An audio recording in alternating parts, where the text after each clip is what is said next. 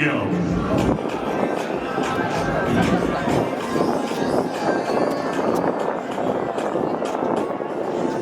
Again, welcome, ladies and gentlemen. Welcome to Rwanda, the land of 1,000 hills. And right here, in the wonderful city of Kigali, the beating heart of Africa, the cleanest, greenest, and most vibrant city on the continent. The world has been for once a lifetime. This is not just cycling. This is history in the making. Ikaze rero ku nshuro ya mbere muri Afrika, ku nshuro ya mbere mu Rwanda hagiye gutangizwa ku mugaragaro 2025 UCI Road World Championship muri BK Arena ahangaha muri Kigali, umurwa wuje amahoro, umurwa mwiza, umurwa w'urwererane.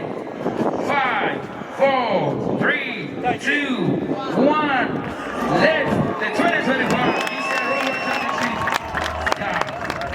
The race is on the roads, and now we're in.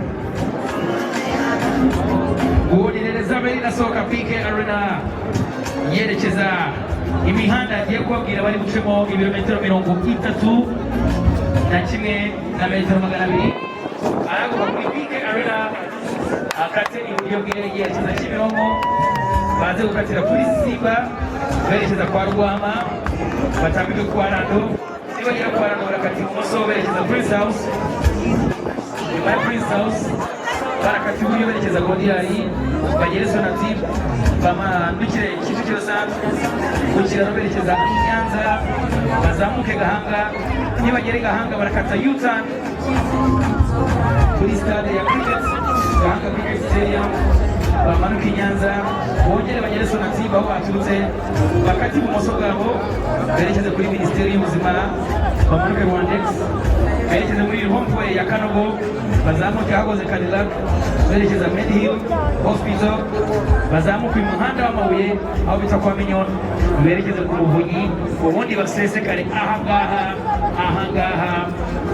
kuri Kigali Convention Center, ikaba ari finish line y'iminsi yose 8.